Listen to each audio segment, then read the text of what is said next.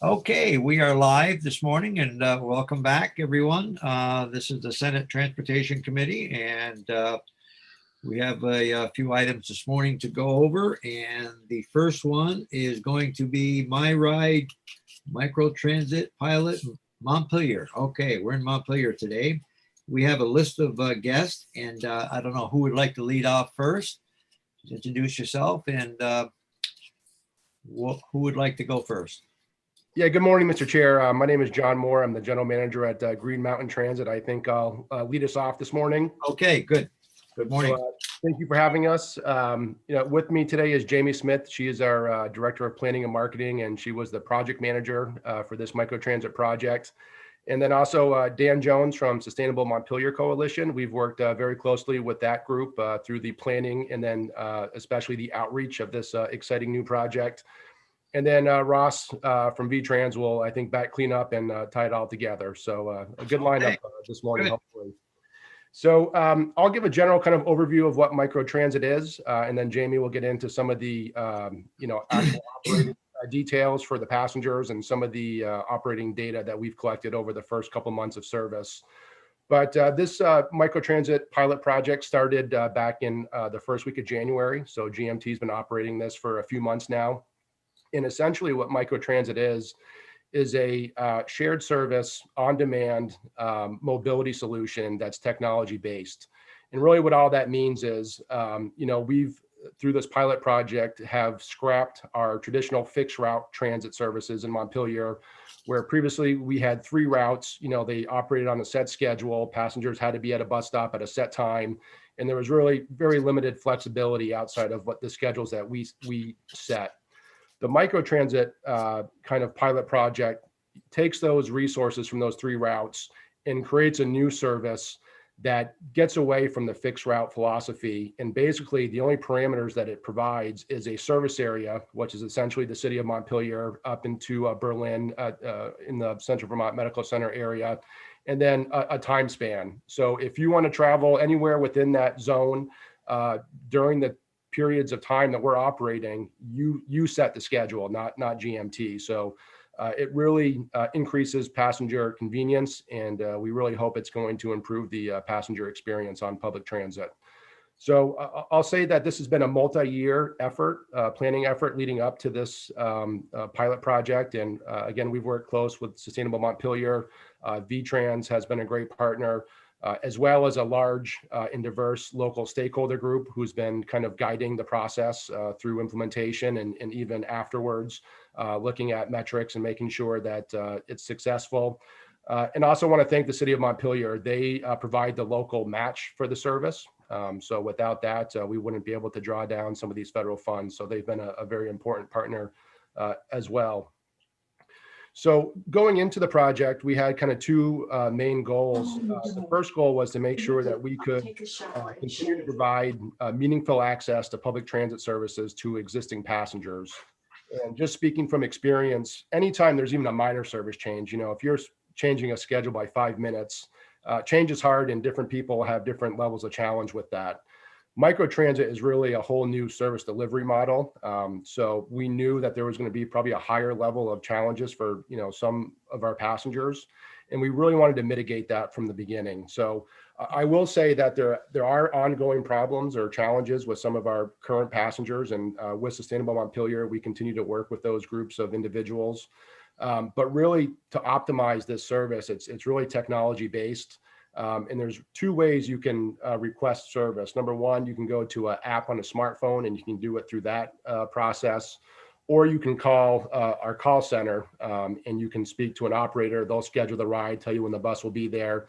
But it is a little bit of a different process, opposed to just going out to a bus stop and waiting. Again, we think there's a lot of benefit and potential in the added convenience, but for certain ridership segments, they still prefer going out to the bus stop and waiting, on a set schedule. So those are some of the challenges that we worked through, and we're committed to continue working with VTrans and Sustainable Montpelier to make sure everyone has access to the system that needs it. But really the second goal of the project was to maximize the operating efficiency of public transportation services to maximize ridership and really to maximize the public investment in public transit. And we really believe that microtransit has the potential to achieve those things in a few different ways. Number one, as I mentioned, the microtransit service really allows passengers to set their mobility options around their schedules. So if somebody needs to get up to the medical center for an appointment, they can schedule what time they want to get dropped off, what time they want to get picked up. Previously, when the Montpelier Hospital Hill route operated every hour, you may need to get to your appointment an hour early, and you may need to wait an hour after, just because that's the only time that schedule operated. So the microtransit MyRide service really increases convenience. We really think it improves that passenger experience. And for folks that may have other options of transportation, that added convenience will hopefully, attract them to the service and again, increase ridership. We also think the microtransit service will potentially allow GMT to expand service in some geographic areas where, traditional transit just wouldn't work. And there's really two things that we look at when we talk about expanding service. And number one, it's the financial realities, but number two, it's what's the demand? What's the passenger demand? Because we don't want to run empty buses. That's not good for anybody. But there's certain areas where there's certainly transportation demand in need, but maybe not the demand to fill a 18 passenger bus or a 40 passenger bus. Traditionally, we've been siloed into how we operate our service, where it's kind of a one size fits all solution. And that always hasn't been the best solution. So microtransit really allows us to scale down the service to the demand. So it's not a question, is there not enough demand? It's a question, how can we meet that demand? And that may be, operating in certain areas, twice a week, on a Tuesday and Thursday, there's a 4-hour option. So we can really customize the level of service to the amount of demand, which hasn't always been possible in the past. So we think it actually will help expand service into some rural areas. And also even in Chittenden County, there's some good examples where in Williston Village, we started transit service, with a 40-foot bus because that's all we had in our fleet. And we ended up having to cancel that service because the ridership demand didn't justify, the service costs. But there certainly is, ridership need and mobility need in the village of Williston. There's a fairly, high level of residential density with some new residential neighborhoods. But, we couldn't get our 40-foot buses into the residential neighborhoods, and there was limited pedestrian infrastructure for them to get out to Williston Road, where it's a 45-mile-per-hour speed zone, for us to safely pick them up. So it really wasn't a question of demand. It was just a question of, were we providing the best mobility solution for that environment? And the answer was no. We had to cancel the service, where microtransit may actually allow us to restart service in an area like that successfully. So again, we think it's gets away from that one size fits all model and really matches the service to the demand. We're also hoping that this can create some cost effectiveness and some economies of scale, especially in the rural areas where we provide multiple passenger programs. So we provide Medicaid transportation, the elders and disabled program, general public transit, and then the ADA ridership. Traditionally, those have been, for the most part, siloed out into different vehicles. With microtransit, we can get all of those programs onto one vehicle, really maximize, our limited resources and be as effective as we can. So we think that's potentially a great benefit in, keeping our costs low and then allowing us to increase service. As we can increase that convenience, more people will be attracted to the service, and that's really how you build up that ridership base. The last thing we're excited about, similar to the supply and demand side, is how we schedule our resources. So in traditional transit, you have a printed schedule. You have to adhere to that, no matter what. So, with the Montpelier Hospital Hill, there were some times of the day where the buses were at capacity. Other times of the day, there may have been 1 or 2 people on board, but we're providing the same resources throughout the day. With microtransit, the data analytics that it will hopefully provide, we can start looking at dynamic scheduling. So, through some artificial intelligence type, availability, we can say, well, we look at the last 4 months, Tuesdays from 7 a.m. till 9 a.m. is a peak period. We need 5 buses on the road. but then Tuesdays from 12 p.m. till 2 p.m. we can get away with 2 buses. So we're taking our same resources, but we're just scheduling them more effectively based on actual ridership demand. And the hope of this service is that we have to add more resources as it becomes more popular, so we can keep up with that ridership demand. So the last thing I'll quickly mention in terms of fleet sizing is we also think that there's a potential that we can diversify our fleet, look at smaller vehicles so we can access more residential neighborhoods. Smaller vehicles can also, lower impacts in terms of emissions and also lower operating costs. Also looking at some electric vehicles for this service. So there's some potential there. But really, again, I think the key benefit for GMT's perspective is the ability to customize the service for the passenger, but also in the terms of how we provide the service, so we can make sure that we're doing it in the most cost-effective way. So, we're only two months into the pilot project. There's certainly been some bumps in the road, but overall, we've seen it as a successful launch. From experience, anytime you're implementing a technology-based system, there's a learning curve involved, but we've been happy with our software vendor and their responsiveness to some issues. There are backup plans in place. So if there's a system outage in terms of the onboard tablets not working, there is a backup, dispatch function that we can do that manually.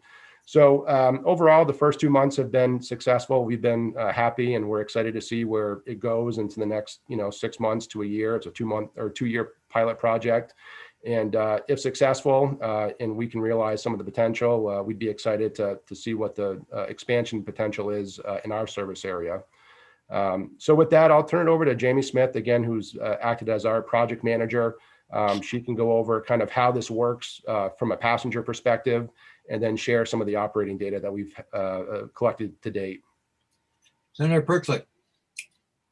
Thank you. Mr. Moore, you called it a project, or I wonder if that's kind of the right word. Do you think of it as like a pilot program, or just the way it's going to happen going forward, or like a trial? How do you see this change over from your perspective? I think from GMT's perspective is that we see this as a pilot project, a 2-year pilot project. And our hope is that it is successful and we can move forward, that this would be the permanent operating solution in the service area, and hopefully offer some expansion opportunities. I think we do want to be cautious that this is a brand new operating model, not only in GMT service area or Vermont, but really in a small city, kind of a rural environment like Montpelier. So I don't think we want to get pigeonholed in to say that this is going to be the permanent solution, because if the public doesn't accept it and there's a strong sense that the previous operating model was better, I think we'd be open to that. But you're committed to 2 years. We're committed to 2 years. Yes, sir. Thank you. How long do they have to give you a notice before they ask for a ride? They have to call them, they want it within 10 minutes or half hour? Or, because if you get 5 calls in 1 hour, how do you handle them all? So I can talk a little bit about that. Okay. All right. Okay. Yep. Okay. So from the passenger point of view, I'm going to just share my screen here for a second. Oh. Senator Kitchell had a question. Oh, yeah, I did. Okay. And I'm just wondering how this project, well, one of the concerns I have, and I think sometimes our, like RCT has used our local taxi companies to do some of this on-demand work. And I'm wondering, as we move out, is there I guess the question that I have is, how does this fit, or is this viewed as competing with private sector as it would relate to taxi companies? Some of them are quite small in St. Johnsbury. I think, there might be just a couple of cars and so forth. So my question is, how does this relate, and or would it, in fact, over time, the impact be to actually, I don't know, to make these companies not even financially viable? I think they operate on a shoestring to begin with. So that's my question: is how does this particular on demand, which is much more obviously responsive, and I can see why people would like it. But I don't think that there's, for the general public, it's available. So I'm just wondering how that looks in terms of competing with private enterprise. So I can say for the Montpelier service area, the public transit that we're operating with Microtransit is identical in terms of span of service, days of service that we were operating before the pilot project. So any taxi cab services that existed before Microtransit started, I think we'll be able to operate as they were, before the project. I'll also say, knowing that in some of our service areas, there are limited, private mobility options in terms of taxi cab services. So, I think we would see us complementing the larger mobility options, not trying to take away from any private industry. Senator Mazza. Yes. Senator. So I think a little bit more on Senator Kitchell's line of questioning, but kind of a thought process too. The goal is to probably get more cars off the roadways emitting CO2s. I would say that's why we're spending this type of money on the transit system. That's the number one goal, is increase ridership. Through that, there's land use planning benefits. There's certainly environmental benefits. There are economic development benefits. So yeah, end of the day, that's our primary goal, is to get as many people on the bus as possible. And in those rural areas, that it's not going to happen in my area, not in a million years. I mean, it's just not enough people there. Back to Senator Kitchell's point, I was wondering if we would be better served to find a way to subsidize these people who are already in the business to be more responsive and bring them into the fold and mix being more viable in these very rural areas. Because I'll tell you, I don't see many buses in my area going to be sustainable without a lot of monies dumped in. And I don't know if maybe that's not the way to spend the money, but more of a thought than anything, I guess. Yeah, and I don't want to speak outside of GMT service area, but I will say again, the attractiveness of the system for GMT is the ability to customize it, and so that can be done with smaller vehicles. That can be done with we provide the technology to a private operator, and then they're providing the service. So there's really different ways to look at it depending on the operating environment to make sure we're best matching the service delivery to the demand. And what is your service area? What is GMT service area? So we're generally Northwest Vermont, so Washington County, Chittenden County, Franklin and Grand Isle counties, and then we do some seasonal work in Lamoille County. Okay, thank you. So with that, I'm just going to share my screen. Okay. Talk a little bit about the first 2 months of service. As John mentioned, we just entered our third month. It's been really exciting to see how this compares to the fixed route service. So this is just some information. As John said, we're running the same hours of operation as our regular fixed route service. So Monday through Friday from 7 a.m. till 6 p.m., we have 3 buses on the road at all times, serving folks getting to and from Montpelier out to that CVMC Berlin Mall area. Saturdays, we operate from 8 a.m. till 6 p.m. And so he did mention that we replaced 3 fixed route services. Here I listed them. So this service is replacing the Capital Shuttle, the Montpelier Circulator, and the Montpelier Hospital Hill routes. And we did launch this service January 4th. As many folks know, that was sort of a surge in COVID cases in central Vermont. So we're looking at the metrics, hopeful that once folks start getting back on board the bus, they'll increase, but pleasantly surprised at the service so far. So this is the My Ride by GMT service area. If I had a map underneath that showed what our fixed route services were, where they were operating, it would be very similar. So this is about a 7.5 square mile radius. And so it's serving the previously served areas as well as what those buses did in deviation. So the deviation zone, we've increased some of the service area up here by the State House. There's a new service area that wasn't served before. the Amtrak station and some housing locations near the Amtrak location. And then more importantly, lots of neighborhoods. So you'll see in the metrics, it's a much more convenient door-to-door service for folks. So in the first 2 months, January and February, this is our ridership. So 1,436 in January. We did see an increase January over February to 1,688 rides.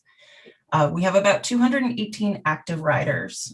So that's folks who are riding on a frequent basis, who have taken, 2 or more trips in the system. We have had, in January, we had a surge of accounts created. Obviously, that's when we launched the service. We had 453 people sign up to use that service. And then we had an additional 117 added for February. So the next metric is sort of what I was referring to before. So if you look in February, the average pickup walking distance for folks was 15.4 feet. So it's really, that metric is very important when we look at convenience for folks. It's showing most people are able to access this service right in their driveway. The bus, can serve them right at their door. Before, with the fixed route service, depending on where folks were, they either had to walk to the nearest location or, go to a park and ride or whatever they needed to do. But this really addresses that first mile, last mile situation that we talk about a lot in transportation. So the average trip time is about 8.8 minutes. This is also a really important metric. If we look at the traditional fixed route service, it would operate probably an hour for the entire loop. And you had to make all these stops in between. You never knew if there was a deviation at some point between stop A and, point A and point B. So 8 minutes, it's really, folks are getting on board and they're being taken right to where they need to go with probably limited stops. And so Senator Mazza, you had asked about folks on board. What if we have 5 people requesting trips?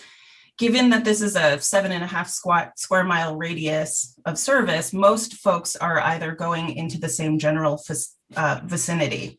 So if people are requesting, from the Montpelier Transit Center out to the Berlin Mall, for example, the technology will aggregate those trips together and they'll be on a shared vehicle. So folks will be either, directed to a virtual bus stop or directed to the transit center. And you could have up to 4 or 5 people going in the same direction. And if there are people who need to go to that same endpoint along the way, the bus can pick them up. What's important here to note is, if somebody who is using their phone is able to track in real time, so they can see, they can see I'm getting on the bus at noon and I'm getting to the mall at 12:15, and they can see, any disruption in between, which wasn't in place before. So this is a lot easier for folks to sort of plan their schedule and look at their trip more holistically and be able to schedule themselves around that. So when passengers book, and they can book in advance days, or they can book same day. And so when they book, they're given a 15 to 30 minute pickup window. So essentially, you would go in, if folks are familiar with Uber, it's sort of similar. I need a trip at noon. The system will say, sure, we will pick you up between 12 and 12:30. They'll get that sort of 30-minute pickup window in advance. As you get closer to that time, about an hour before that trip, the system locks an actual pickup time in place. So, an hour before, you'll get a notification, your bus will be there at 12:10. So they know exactly when they need to go outside and wait for folks. And so the pickup time, once it's locked in place, won't change, but anytime between when you book and 60 minutes prior, it could fluctuate, but it's always going to be within that original pickup window that you were given. So if you were told 12 to 12:30, you'll never be picked up outside that pickup window. That's the goal. Same day bookings are allowed. You can certainly say, I need a trip in 15 minutes, depending on the other trips that are in the system at the time that have been locked into place. You'll be scheduled onto a vehicle that best meets that schedule.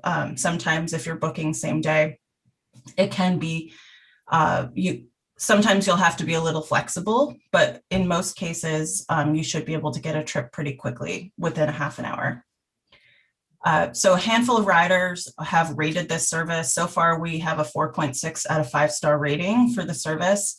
It's important to note here that about half of our passengers are booking their trips through the call center, and about half are using the app. And so this rating is folks who are using the app. The one thing I will mention when you are trying to use this service, which wasn't in place before, say you had a doctor's appointment at the medical center, that appointment's at 2:30, you can set this up, your trip up to say, I need to arrive at the medical center at 2:30. And it will schedule your trip accordingly to make sure that you are always arriving at the time that you need to be there. And so it's similar on the back end. You can say, you know, I think I'm going to be done this trip by 3:30. Then you set your return trip to pick you up at the medical center around that 3:30 timeframe. So there's a lot of, the passenger has a lot of control over their own schedule. As John mentioned, the Montpelier Hospital Hill specifically was hour-long headways before. So if you came out of your appointment at 3:30 and the bus wasn't scheduled to be there until 4:30, you're standing at the medical center for an hour waiting for that fixed route schedule, that fixed route bus to arrive. I know that it was mentioned prior. I just want to say again, there have been some passengers, we have some passengers in our system in Montpelier who have limited access to technology.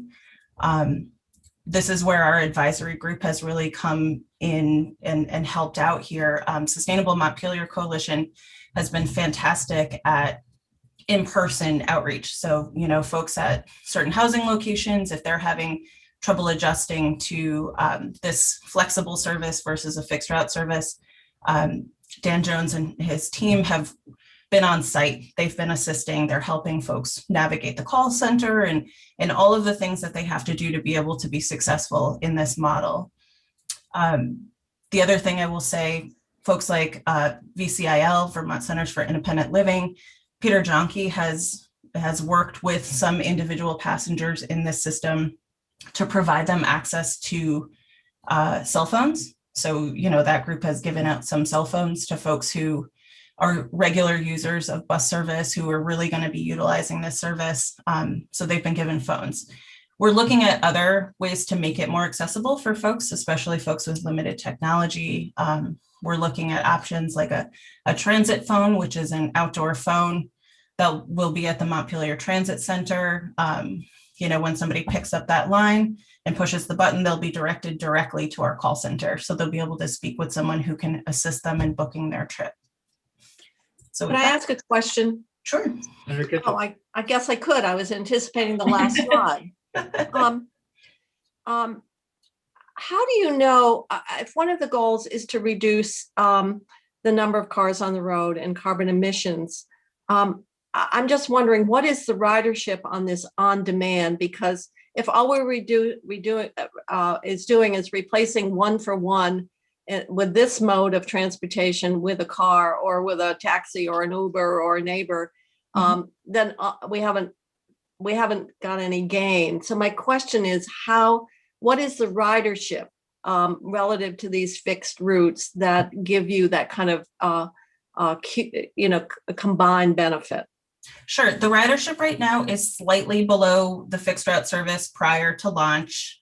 Again, we launched this service right in the middle of a central Vermont COVID surge. The senior center has been sort of advising seniors in Montpelier against using the service right now, keeping folks who are vulnerable, especially in the COVID world, safe. And so I anticipate that will rebound as vaccines roll out. I will note, and I didn't note before, Senator Perchlek is on the advisory committee. He has specifically asked our metrics subcommittee to track if folks are getting out of their car. We don't have that data yet. So what we're planning to do is, we did some initial surveys prior to the launch. So we talked to folks about what their current mobility is if they're using a car or whatever mode they were using, if they were using fixed route. And after the first quarter of this service, we're working on some more survey data, and Dan might speak to this when he speaks in a few minutes, but we'll be addressing some of that. We'll conduct a survey of MyRide passengers. We will specifically be asking folks, is this similar to your mode of transportation before? Have you given up a vehicle? Were you sharing rides before? Have you moved to the service? So we'll ask some of those, we'll try to get some of those metrics after the first quarter. And so I will also say, as we've entered the third month, there have been some pieces and parts to the service that we've looked at. The pickup window of 30 minutes is sometimes a challenge for somebody who doesn't have a cell phone. If they're going to an appointment and they know the bus is picking them up at their appointment from 2 to 2:30, that's a long time for us to expect somebody is just going to be standing outside not knowing when their bus is coming. And so we're working with VIA, who is our technology partner, to narrow that down to a 15-minute pickup window, which is more similar to what somebody might have been waiting in a fixed route. So some of those metrics will come. We launched this service without a lot of fanfare. I mentioned before everybody got on the line, I was talking to Senator Mazza. We're really asking folks to prioritize essential travel. We have onboard capacity restrictions on our vehicles. So right now we're only allowing up to 50% seated capacity, which is not 9 passengers in central Vermont on one vehicle. And so because of some of those things, and because we've really been stressing essential travel, we didn't do a grand opening or a grand launch to this service. And so we're hoping in the spring, things start to calm down a little bit and we have the opportunity to, really put some fanfare around this service and get some potential new riders. The first round of outreach was really focused on our current passengers, folks who were using those 3 routes. Stop sharing my screen for a second so I can see everybody. What would you say the comparison is on the fixed route, energy-wise, what you're using for consumption of fuel versus what you're using now? Is there a noticeable difference, or because how many small vans are you running now? We have, in a given day, we have up to 5 vehicles on this service on the road. And that's small ones, right? The small vans? Yeah. Before you had the big buses? It's the same fleet. We're using the same buses. Oh, The only difference is, as John mentioned, with a fixed route schedule, we have to operate. If we have a printed schedule, we have to operate that all day long. And there are points of the day where there would be nobody on the bus. If there are no trips scheduled in MyRide, our drivers are sent to a terminal location where they sit and they wait for a ride to be booked to their vehicle. So they're not driving around on a fixed route or a fixed schedule. It's a little bit more flexible. so you have to know a pattern, how many drivers to keep there, because if you don't have very many at a given time, you can't send them home for 2 hours, or how do you do that? They go to a terminal. So we have a terminal location at the Berlin Mall. So if somebody is in that service area, if they drop somebody off at the mall, they don't have another trip for an hour. There is a designated location for that bus to sit until there is another trip for them. Comparison what you did in the past versus now. Have you saved money? Have you increased costs, or how is that working the financial side of it? We're still really low, really early on. I think we've only reported January metrics to V-Trans so far, but in terms of our vehicle revenue hours, John could probably speak to the fuel costs. It's about the same to date from what we were operating before. We hope as we get more ridership, we'll become more effective, but it's the operating costs are pretty similar through the first 2 months. May I ask a question on that, Senator Yes, Mazza? go right ahead, Senator. So picking up on what Senator Perchik was asking about the nature of this being a pilot program or whatnot, how much is this a valid assessment of the feasibility of this during this pandemic when I just don't know if this is representative of what we can expect when we get back to not 50% occupancy on the vans and also people moving around more. So I'm assuming we're going to continue this through, but do you have any thoughts on how this service will likely work if we were back in normal times based on our experience so far, John? Do you think that there will be savings even though we're about the same right now, but when we get back to normal, does it look optimistic to you that this is well worth pursuing? Yeah, I think so, especially when we look at, combining some of these programs onto one vehicle. So the Medicaid, the E&D, the ADA.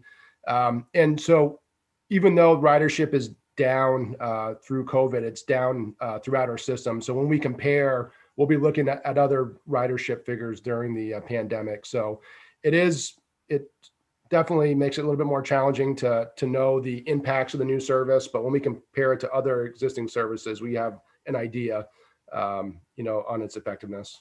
And the other thing I'll mention, being that it's a shared model, as our ridership increases and more people are on board one vehicle going in the same general location, that cost per passenger, that utilization will sort of become more efficient and that cost per passenger will be lower.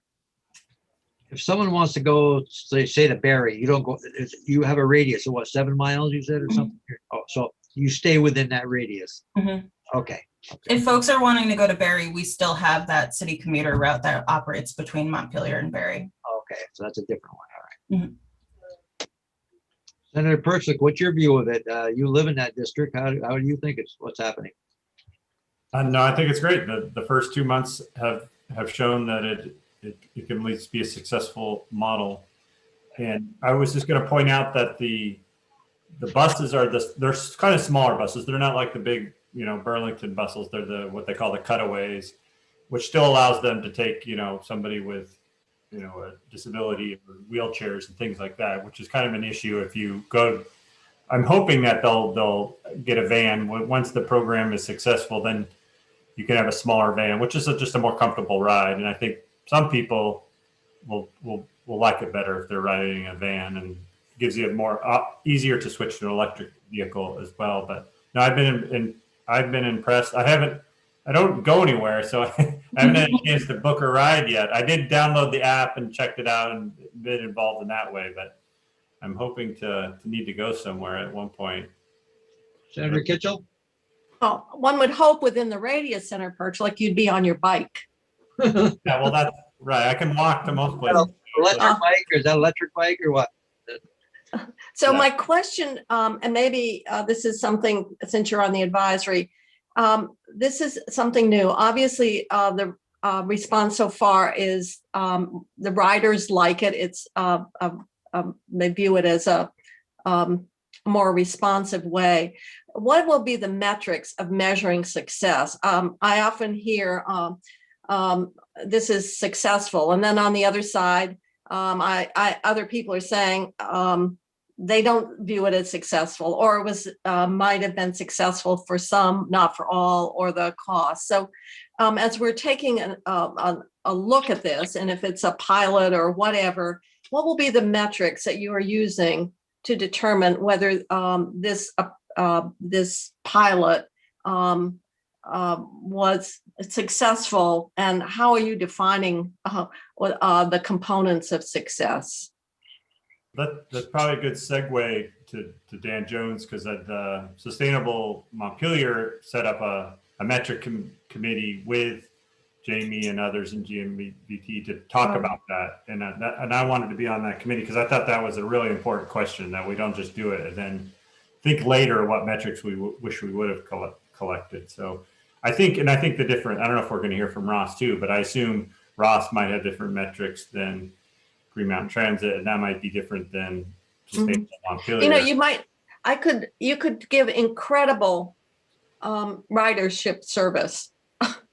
You really could, but the cost or the other implications, might outweigh it. So that's why I'm asking. To help the environment, we got to talk about electric too. We've got to talk about electric vehicles. I mean, that's going to be one of the factors if you're trying to do away with emissions. I mean, that's. Oh yeah. Yeah. Yeah. Who would like to? Yes. Good morning. Hi, I'm Dan Jones. I'm the Executive Director of Sustainable Montpelier Coalition, and wanted to start answering some of those questions and hopefully answer more of them later. Obviously launching anything in the middle of the pandemic is a challenge. We wanted to basically introduce a little bit, because this speaks to what I've heard from a couple of the concerns from people. Our effort has been for a long time the goal of working toward a more energy efficient land use in town, because we've got a city where 65% of the downtown is currently misallocated to parking lots. So our vision's to reduce parking demand downtown by getting more cars out of town and people into town without their cars. So this emerging technology of microtransit seemed like the best way of doing that. We started the effort in 2018 when we hosted a series of community transportation roundtables exploring the options for changing parking demand. And the emerging service of microtransit seemed like the best option. So we were delighted in 2019 when VTrans formed the Microtransit Working Group to explore the potential of a pilot in town. The Sustainable Montpelier Coalition was then invited to be the community partner in that microtransit working group. Our volunteer task was only to coordinate national research, provide a market analysis, and offer a draft rider engagement and marketing plan. And one of the key findings from our national research was the communities which invest in robust rider education and engagement have a stronger service introduction. So at the start of 2020, AOT provided a white paper, Microtransit Montpelier, to you at the legislature. And at the end of the last session, the service got funded, which helped result in the decision to move forward with the pilot. Now I'm going to offer a few slides here if I can figure out how to do this. Jamie seems to be much better at this trick than I am, but maybe I hope no, I hope disable screen sharing. I guess I won't. Liz, can he do share screen share? Liz, Yep, I just made you co-host, so you should be able to do it. Okay, great, thank you. Now I have to find where I was. Okay. So,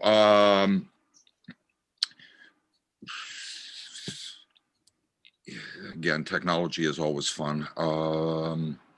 Okay, so great. It starts at the end of the program. Okay, so our effort is based on building community engagement for microtransit. Once we're ensured the project was going to happen, we recognized to make it successful, we need to include the whole community in the design and planning of the effort. So our task was to build a robust and community engagement process that would provide local commitment to the new service.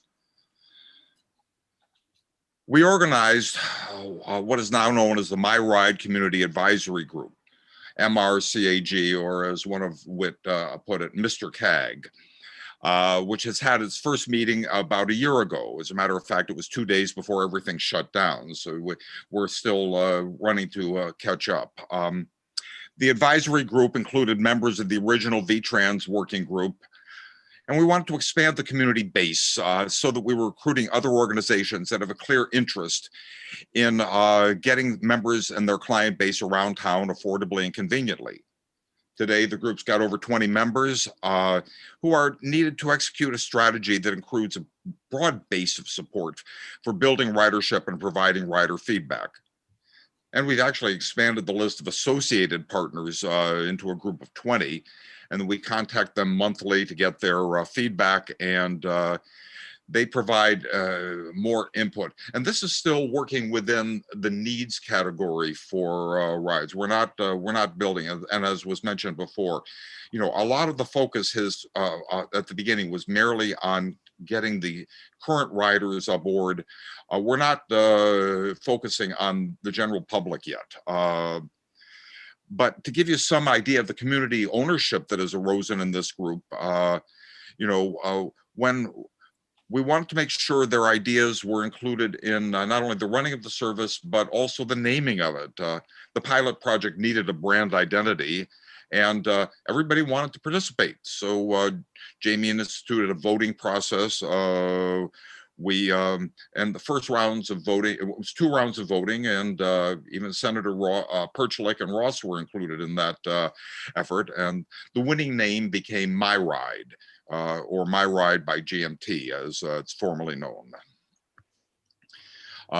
The legislature's decision to create MTI funding opportunity then became crucial to our continued involvement in the project. That's SMC, Sustainable Montpelier. For us, a small local nonprofit, the grant offered a financial support needed for the labor-intensive work required to build new ridership.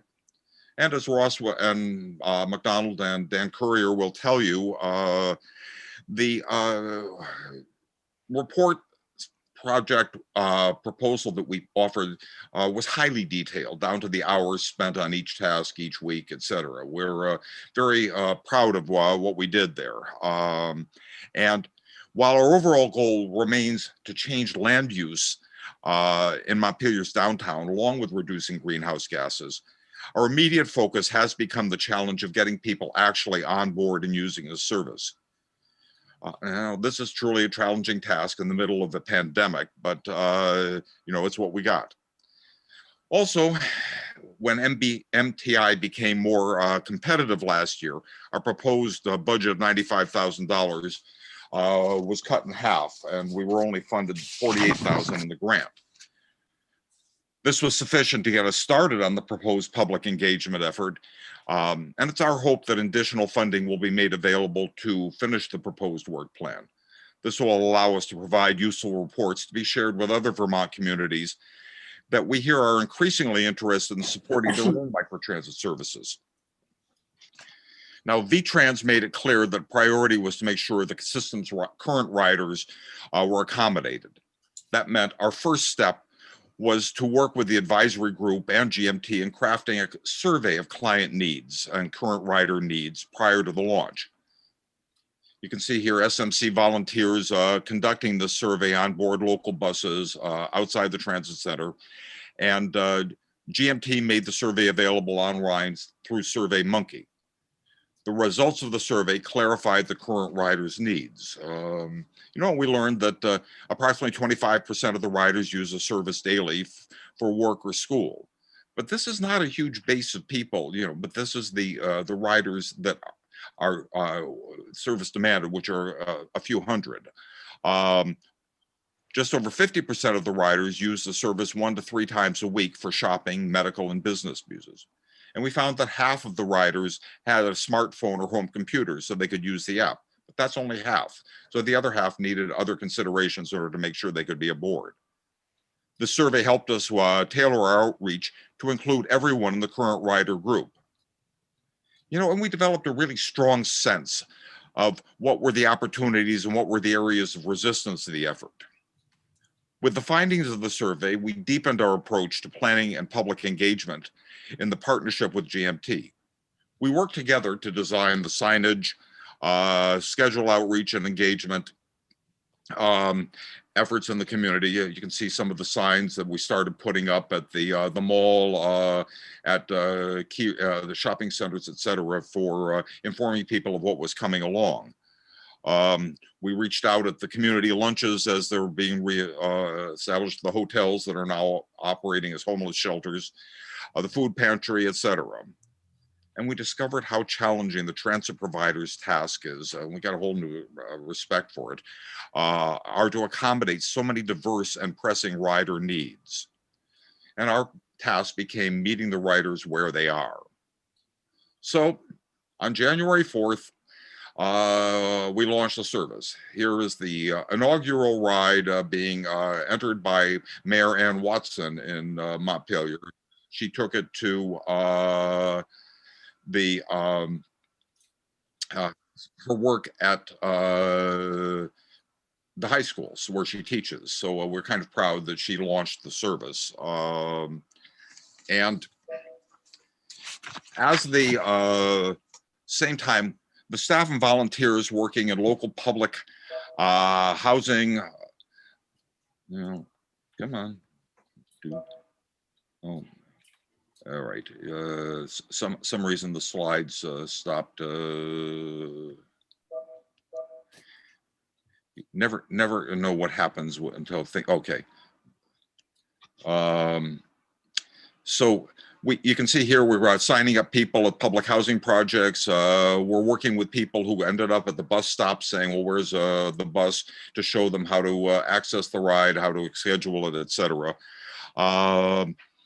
You know, and that was actually a good way for us to understand the new system and helping others to understand it while registering and getting them on board. So for several weeks, this effort continued at a high level, providing individualized outreach with the current riders, while GMT, and I credit Jamie Smith here with a lot of the work, was working for the call-in riders to help make sure that they got the rides reserved and any problems got fixed on time. It was really intensive work, I got to tell you. We're still doing outreach, although now there is diminishing demand for assistance. However, because of the range of special needs present, many of the current riders are still confused by the new service and feel that shifting their predictable bus schedule to on-demand scheduling creates a burden. Nobody promised that this was going to be easy, but we're pretty confident that we're getting a lot more traction as we go on. Our goal remains to get a lot more people shifting to shared transit from the use of their personal cars. In preparation for the coming months, as more people get vaccinated, we're working toward implementing an education campaign. As soon as COVID circumstances allow, we're hoping to have a higher profile public launch. As Jamie said, this has been more of a private launch. You know, we're hoping that state workers returning to their offices and seniors will feel comfortable taking the ride downtown for shopping instead of using the cars. And as the city opens up, we hope to build a truly innovative public transit service. You know, so that's the end of my slides, if I can figure out how to get out of this. Okay. Oh, you people who are so good at these technology things, I'm very impressed. So we have done some work per your questions on comparing first months to other places' experience, okay, which is, we think, crucial. Yesterday, we had a nice talk with the people who run a comparable service in Salem, Massachusetts. They started in December, and instead of a local group via the technology provider is also operating their system. And I might add at twice the cost per ride of what you're getting through GMT. I just wanted to pat us all on the back for that, just so you understand how it compares elsewhere. And Salem, being 8 times larger than Montpelier, had slightly more than twice the signups and really comparable in the same number of rides. So we felt like we're, you know, when you look at other places, this is pretty much a testimony to success. Now, like we said, hopefully by the end of the summer, with COVID receding, new riders will start using the service, and our collective goal of increased ridership is going to increase.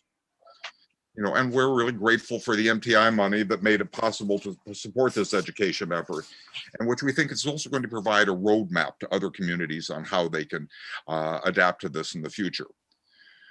We realize that this is a unique effort in which Sustainable Montpelier brings a new perspective of the community needs, along with a long-range commitment to climate and economic resilience. As fewer people use their cars, which is what people have been asking about, we can begin to feel free up the land downtown now yoked to the parking lots, such that they can be turned to higher and better uses. And to that question, you know, one of the things the riders, the bus drivers have been noting, because I've taken the system often just to sort of get a sense of it, said, well, we're now going out into much wider areas in the community than we're being served by the fixed route service. We're picking up more people in places that we'd never been before. And so the drivers are finding it much more interesting to do this rather than the fixed service. They feel like they're being more productive, and they're saying, yeah, we're getting, you know, we can feel the interest in this expanding. If Jamie would share what we call the heat map, you can see that there's a much, you know, and that shows where pickups are happening around the city. There's a lot more area being served than was in the fixed route service. So like we said, over the long term, we foresee a future shared transportation system that will be used by a lot more people than are currently served. in the midst of the pandemic. Over the next year, together with VTrans and GMT, SMC will explore what such next steps of a vision, because, you know, we actually intend to get this beyond the point where the existing resources are being able to serve the needs. We see this as expanding, growing, providing more transportation options. And so we hope to return to you in concert with these folks with a plan for an expanded service within the year, because we're pretty confident from the feedback we're getting so far, this is going to be quite popular once people feel free to start using it. Thank you. Okay, with that, we're running a little behind. Ross, do you have anything to add? Just very quickly, thank you, Mr. Chairman. Been just taking notes. Thanks again to SMC and Dan Jones. So many lunches and conversations to get us to this point, and meetings. We do compete with taxis, mobility, public transit in general competes with cars, all mobility options in those regions. If we can complement, we can partner, we need to do that where possible. Senator Ingalls, you mentioned that this may not work in your region, but even though you may not see the buses, you certainly have volunteer vehicles and cutaways in every one of your communities with those demand response trips, the Medicaid folks, the elders and persons with disabilities. And we're thinking that maybe a few days a week for a few hours, we could consolidate some of those trips and use microtransit scheduling software to pick up more people for more purposes, getting them to other services in St. Johnsbury, Lindenville, the like. When we talk about the metrics, cost per ride, cost per mile, compared to what it cost us for those 3 services plus the demand response in that 7.5 mile square region, we will have comparables, and we have pre-COVID, during COVID, and post-COVID numbers that we'll be able to fairly ascertain the effectiveness. We are expecting and hoping the goal is a 30% ridership increase with these types of services. And as we build back, maybe we can build back better in that regard. We do have ghost riders, people who didn't really use the bus before. Because of those deviations, we were really struggling to make it work for people who had a choice. It was 15 minutes late, 20 minutes late. It wasn't really working for a lot of people. This way, we expect this will be more rides for more people for more purposes. So far, so good. We will spend FY22 using some of our planning funds for more feasibility studies. None of these pilots happen because it's a good idea. It's because the feasibility study will show current mobility challenges, microtransit, what's it's going to cost. And so when we talk about 5 vehicles now, we had 3 vehicles on those fixed route services with or without people on them, plus the 1 or 2 for the Medicaid and E&D services. Combining everything has to be more efficient. We know that we're up against ceilings in terms of budgets. So what can we do now with our budget to just do more, different, and better? This is a promising development for the state. My question is that, you know, these are all wonderful things, but they're free. And how long can we offer free? I mean, I thought there'd be some sort of a minimum charge or a donation or something, because, you know, it's nice that you can operate free, but boy, that's, and it's a great benefit, but, you know, can we continue to do that for free? Is that something that's in the future, or is there $1 fee or $2 or something, or if you can afford it, if you can't? That's what Cider does in the islands. I know they have a, you know, just people that can pay, and people that can't don't. So donations, right? And that could be one way to generate revenues in the future.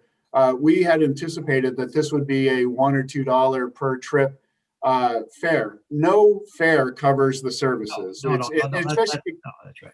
Yeah, and excuse me. I mean, I know that you know that, Senator. 7% of our rural services are generally paid for through fares. It's not a large percentage of the cost that is recouped through fares. As I mentioned before the testimony began, more than half of our rural services are already fare free because of the funding mix. Then we'll continue to work with our providers to identify if they need to keep charging fares, if there's other ways to generate revenues through sponsorships, the public-private partnerships, marketing, those types of approaches can be part of that. But right now, we're spending a lot of money to process those fares, to collect those fares, to spend on fare boxes for 7 to 11% of a route's cost.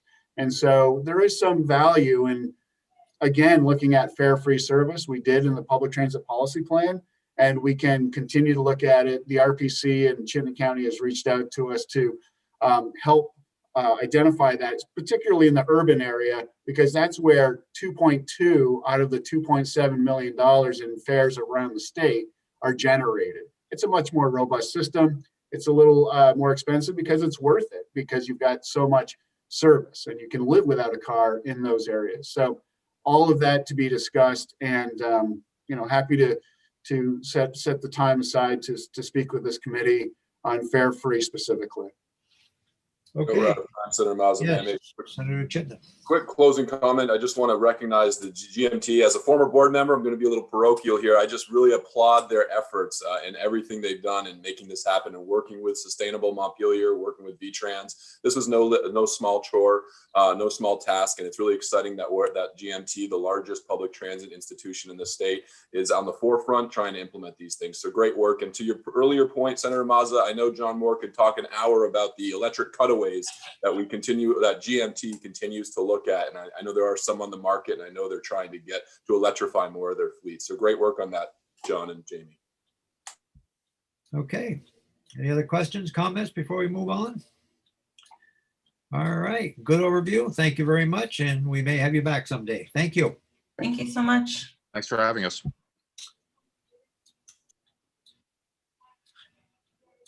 Okay, committee, we are going to move right ahead to our next one. And we have Cindy Locke, Director of VAST. And we can talk about Jane's favorite hobby, snowmobiling. Right, Senator Kitchell? Absolutely. Have you put many miles on this winter, have you, or? Yeah, I just go down to Marty's parking lot, and it gives me a sense of Get a six pack. yeah, right. Before I hop on my sled and take off for the wilderness. You bring your cat with you, okay. Yeah, I know. So Cindy, yeah. are you with us this morning?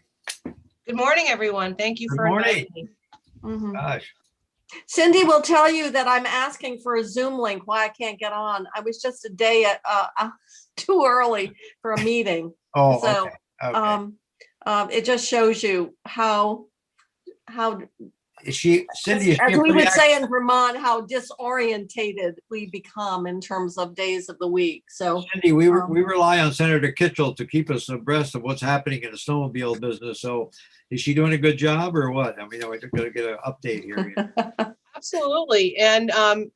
And she was actually able to correct herself before I got to her. She tried to sign on to a meeting a day ahead, and I was out snowmobiling. So by the time I saw it the next day, she had already realized that her mistake. So Well, she loves meetings. She just jumps on any meeting she can grab a hold of.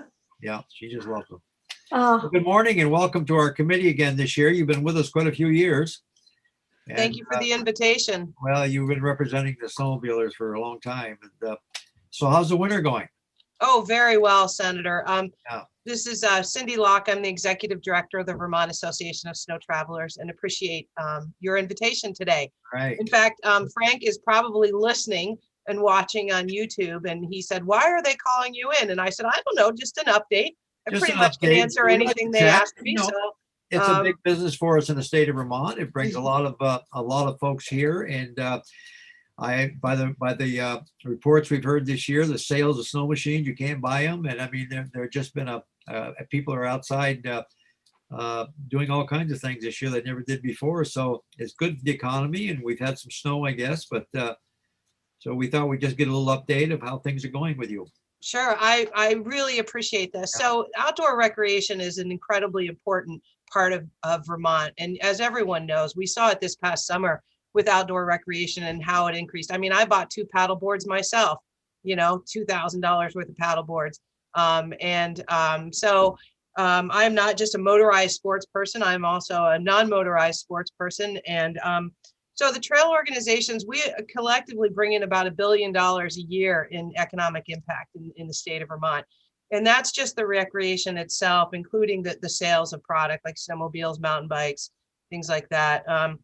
And the snow this year has been really good for us. And snowmobiles definitely sold out, used and new. We saw an increase in membership this year, not a huge increase, but an increase over last year, which is more snow related.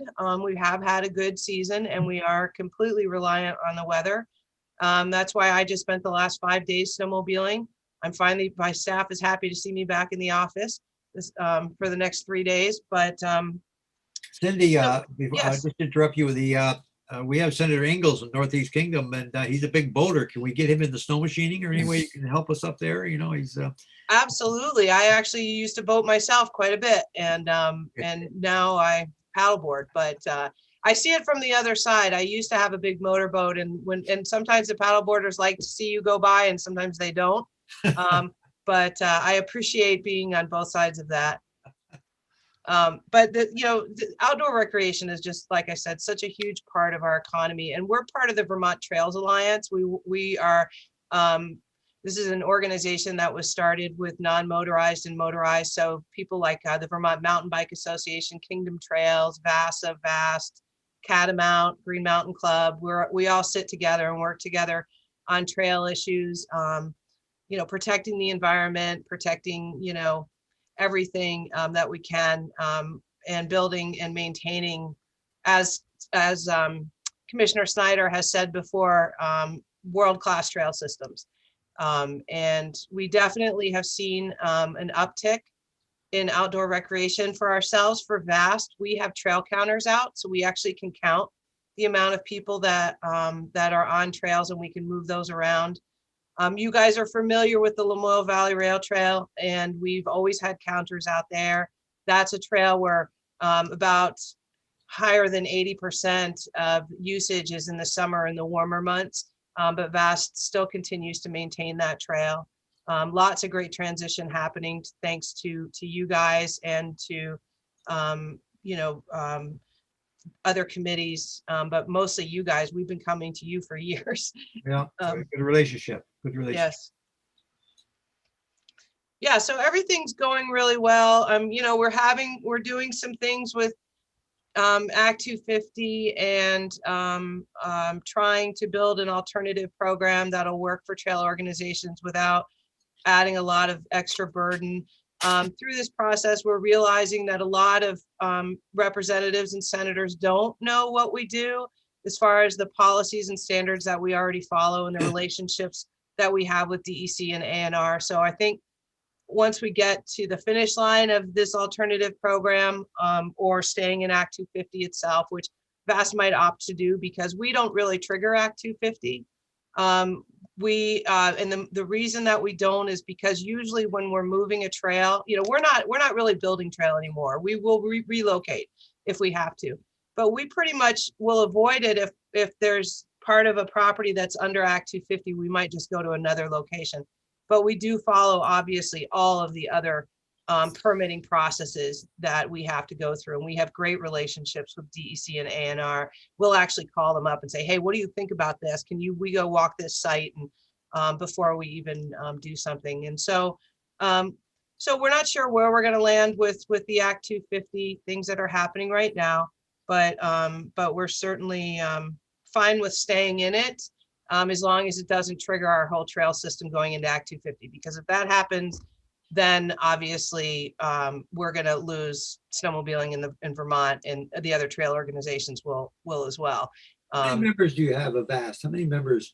We have a little under 24,000. Wow. And we have about between 9,000 and 10,000 landowners, private landowners that we represent as well. So we have to be really careful about protecting our landowners as well, because it's out of their generosity that allows us on their property. There's a good, I might add, I have never received a phone call of any negative complaints about the snowmobilers. They respect the trails. They do a great job. I mean, because it's well organized and well run. Because, like I said, for the amount of mileage they cover and the property they're on, and yet I've never. Maybe others have experienced something different, but I've never received one complaint about someone misbehaving on trails, or it's a good organization. They do a great job. Yeah. Jane, you probably know anything up Well, here. Huh? the relationship with landowners is so critical. And I think Kingdom Trails, for example, experienced a landowner pulling out a large segment of the trail because of the treatment of the property owner, which was less. When you're generously making your land available, the last thing when you're out using your own land to be treated in what is viewed as a disrespectful way can make a big difference in terms of whether a big segment, and this can happen sometimes with VAST as well, where you have a segment of a trail pulled out and it has very significant implications for the larger network. So I think because of the years of working with landowners, members are very, very conscious about that relationship and the fact that it's really the generosity of the landowner that makes it all work. And so I think we only have to look at that recent episode with Kingdom Trails as an example of if a user is not viewed as respectful or doesn't recognize the what it means for the property owner, it can raise a lot of problems. Can you go on the Lamoille Valley Rail from one end to the other now with a snow machine, or no? Yeah, for the most part you can, and we have been able to the whole time. Wow. There's just a few bridges that are out in Woolkit and a few up in the Fairfax area where we've had to reroute. So we go around, but we've been able to use about 90% of the LVRT forever since they took the rails out. And there's services along the way that you can stop and get things, or? Oh yes, food and Yeah, gas and lodging. And I'd like to also address Senator Kitchell, what you just said. You're right. Landowner appreciation is incredibly important, and it's something that we constantly educate. We started a program here. This will be the third winter. It's called the Vermont Safety Ambassador Program. And I run this program. We have about 40 safety ambassadors around the state. They wear vests. I wear them too. It's a special, like almost like the guys that work out on the roadways wears, it's a reflective vest and it says VAST Safety Ambassador.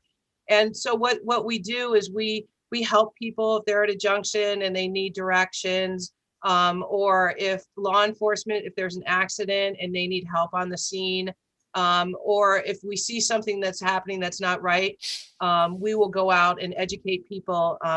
And a lot of times they do think we're law enforcement. So that's kind of nice because it makes people think that there's more law enforcement out there. Although we do have quite a bit of law enforcement. We actually contract and hire all the law enforcement for our trail system.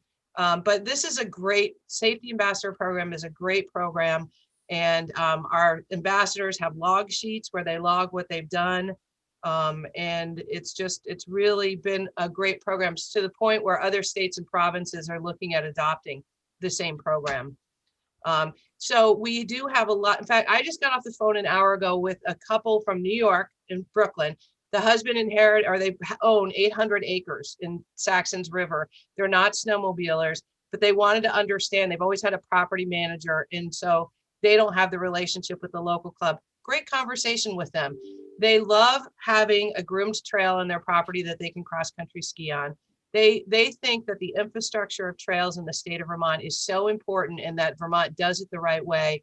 And right now, in that they really appreciate the fact that not just snowmobilers, but all of the trail organizations do such a great job, and that there's this availability, especially during COVID, when we need to be outside and we can't all be together.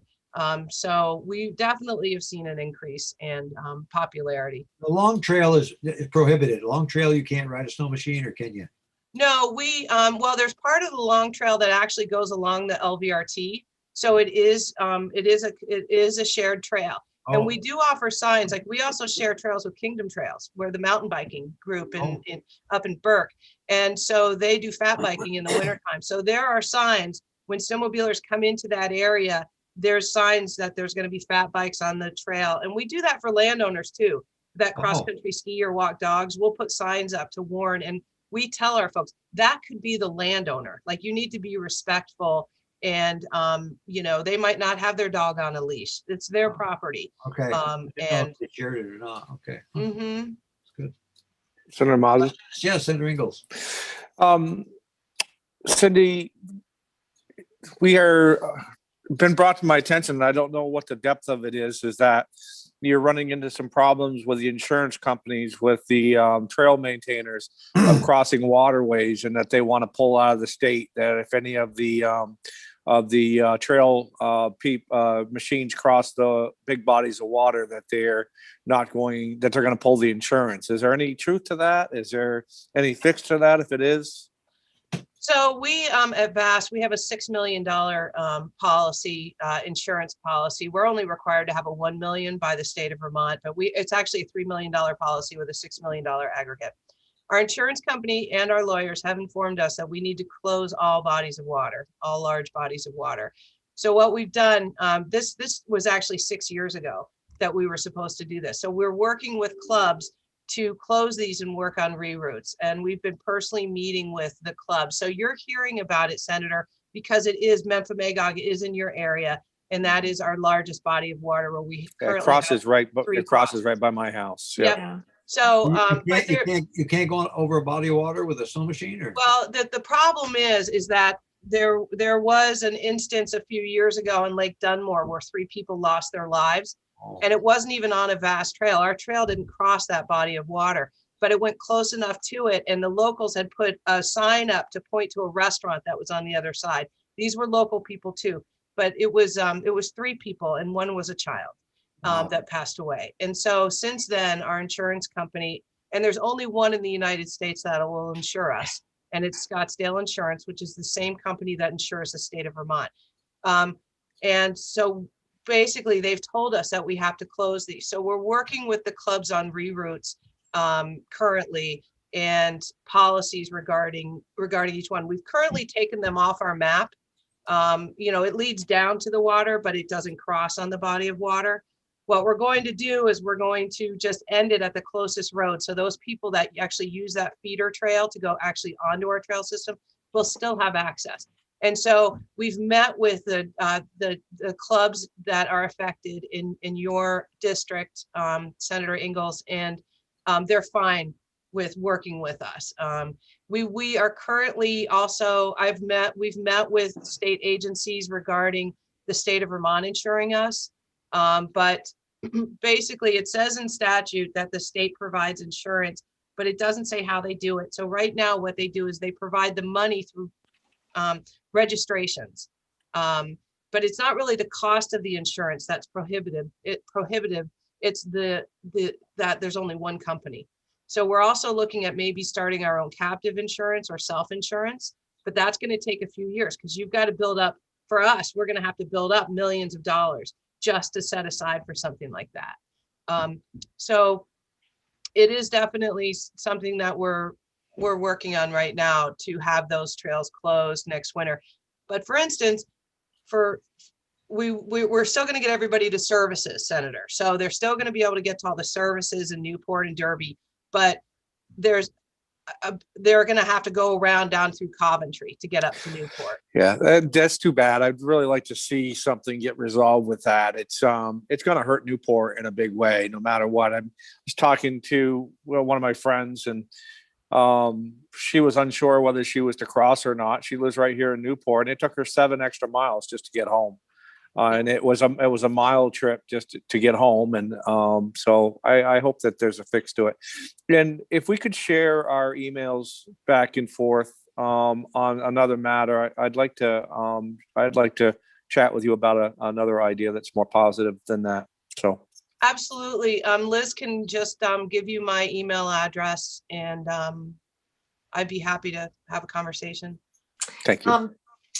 Just to let the committee know, I was that same issue was brought to my attention as well, Senator Ingalls, about the fact that it was a very long route. And I had sent Cindy, an email, but obviously it ties into insurance and the liability, which in this day and age is, well, if there's one insurer and you can't get it, or there's a liability, then that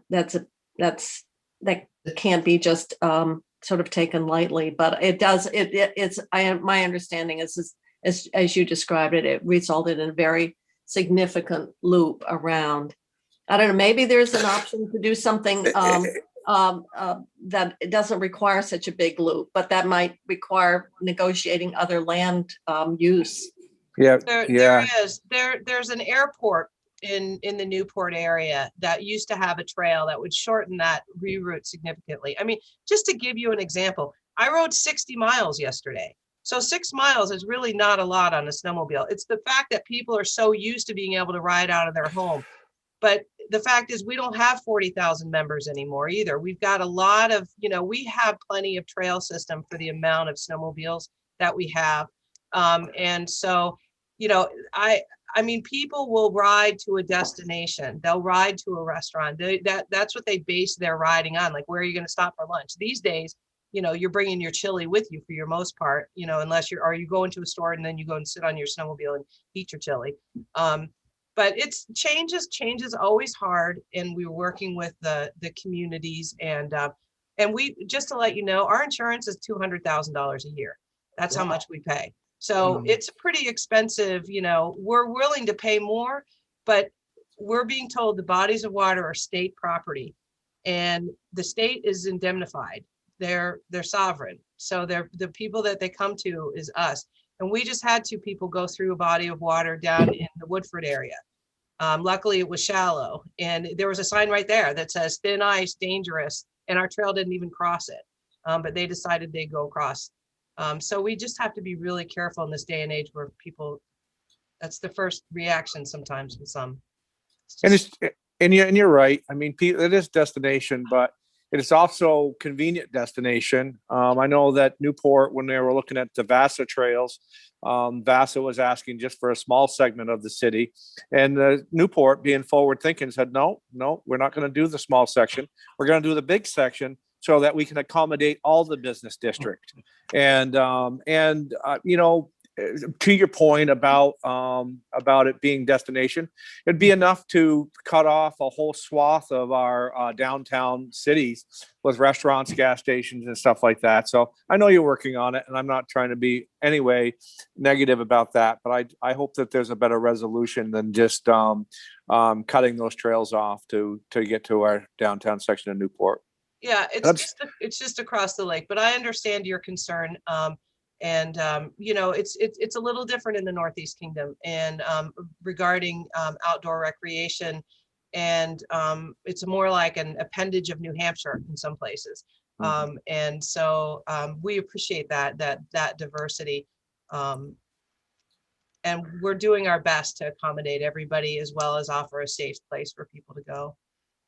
I can see where it would impact up in the Island Pond region too, which is for us, the snowmobile mecca capital of the world, with the big Island Pond right in the middle of the trail system as well. I can't believe, but they wouldn't be impacted severely as well. But again, you're working on it, and I'm good with that. Yeah, they already have a reroute around Island Pond. I mean, people are still going to cross Memphremagog. We're just not going to lead them there. So if a private property owner wants to allow them to cross their property, it's not a vast trail. So we're not leading them to. So it's not going to stop it from happening. We just can't be responsible for leading them to it. That's all. Yes, Senator Perchlik. Thank you. Cindy, did you say that the membership used to be in the 40,000 range? Was it a lot bigger like that? Yeah, it was back in the 80s and 90s, and it really died off when we enforced or made laws that all snowmobilers have to have liability insurance, their own liability insurance, which was actually something that VAST asked for. But we lost a tremendous amount of Massachusetts. There's a law in Massachusetts that liability insurance, for some reason, I'm not sure why it is, for riding in a state that mandates it, is like 4 or 5 times how much it costs for someone in other states or in Vermont. For us, it's normally about $100 a year, but it's $400 or $500 if you live in Massachusetts. So we lost a tremendous amount of our Massachusetts folks to New Hampshire.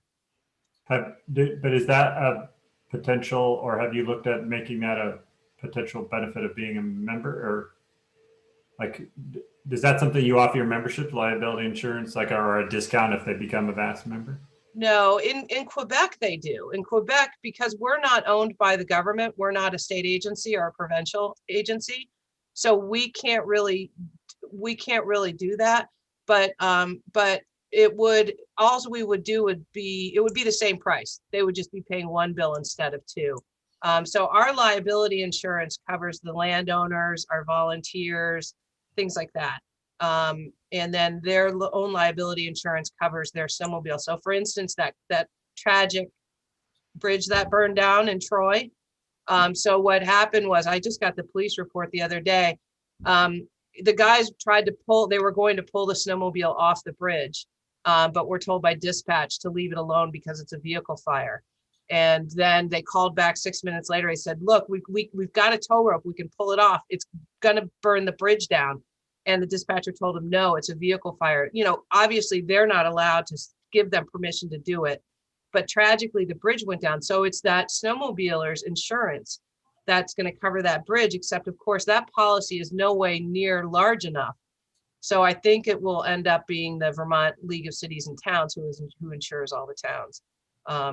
But so that's, you know, so it's their policies for snowmobiles.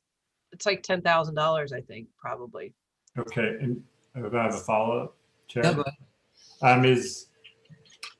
Can you just remind me on what you need to ride on the trails? Mhm. You need to have the VAST membership and like the permit from the state, or is that kind of combined? Nope. So in Vermont, you have to have a legally registered snowmobile. It can be registered in Vermont or any other state. You also have to buy a trail pass, which we call a TMA, a trail maintenance assessment, from VAST to ride on our trails. You also have to have liability insurance. And if you're born after July 1st, 1983, you have to take a safety course, and you have to carry that card with you to show law enforcement. And what's that the fee for the, whatever you call it, the trail pass? Anywhere from $145 to $225 a year. Okay, thanks. So sometimes, you know, you can go ride in New Hampshire and it's only $40 or $50 or $60, whatever it is. But then they also don't require insurance. But they raise their rates this year. They're going to raise their rates next year. Maine's going up as well. They're realizing they're not charging enough. We have twice as many power units, which are the large groomers like the ski area. See, we have twice as many as New Hampshire has. We have every junction signed. We have a trail app that we give out for free as a member benefit. Anyone can have it. It's through your phone store. So there's a lot of differences when an organization is run by a nonprofit like us rather than a state agency. We've been able to we really do have a world-class snowmobile system, and it's very family oriented here, which is also really important. Yeah, you really do. It is a class act organization, and I know the people. A lot of my friends are running the clubs up here, and they're very dedicated to it. Very, very business owners who spend a lot of extra time out there to make sure that it runs well. It's a good organization. Appreciate that. Yeah, thousands of landowners, thousands of volunteers. If any of you ever want to go for a ride, I have snowmobiles, I have helmets. I'm happy to teach you if you've never ridden before, and show you your area where you. There, Jane. There you go, Jane. You're all set. I'm saving myself for the groomer. And I want to have the, you know, the higher level experience. Well, And we'll get I have you a in standing groomer. invitation. What? And your brother will buy your lunch for you if you stop in the store. I'm sure he'll give you lunch. Yeah, well, you know, it raises a question though, and that is it. I guess we've talked about it as it relates to trailheads, and that is parking, Cindy. And obviously, a lot of businesses do try to accommodate parking, and with the trailers and everything, and the trucks there, it takes quite a bit of parking. Is that a challenge for the clubs? Well, it depends. I mean, we have a variety of parking lots around the state that are not attached to a business that we plow and maintain. We Mhm. share them with in-state parks and federal national parks as well, with cross-country skiers and, anyone that wants to get out on the trail, as long as they're permitted to do so. The businesses do have parking lots, like your brother has some parking there, and the clubs will help maintain those as well. But a lot of times businesses get business. So that's why they want a parking lot there, because they'll get a tremendous amount of business from us if they offer parking, and if it's on our map. And Parking and bathrooms, Cindy. bathrooms are very important. Your brother, yes, Marty's gets a lot of business. Because you go in and use the bathroom, you buy water, you buy lunch, you gas up. Yeah, it's very important. Any other questions, comments? Well, you better not retire, Cindy, because without you, they're going to be lost. I've got a few more years in me, Senator. I'm in my 7th year right now, and I'm just about to turn 58. So I've got a few more. And Senator Kitchell, instead of snowmobiling, how about paddle boarding? Right. I'll bring one up to Joe's Pond. You don't have to stand up on them. I don't stand up often. But anyway. Yeah. I got a 45-year-old snow machine. 1976, I won it. And I took the kids out. Oh my God. I put sleds and I ran that thing 7 days a week with the kids all. And then of course I parked it years ago and it's been sitting there. So I don't think I can start it now. Well, you probably get some good money for it, Senator. It's an antique now. I know. It's an antique. Any other questions this morning? Well, thank you, Cindy, for coming in. I appreciate it. Thank you. And you do a great job for them. And that's good. Good. Thank you all. I appreciate you. We Thank you. appreciate you. All Thank right. you. Have a good day. Okay. Committee, we're going to take a break until 11 o'clock and we're going to do something on S47. There are people who will be in the reading room at 11 o'clock with some information.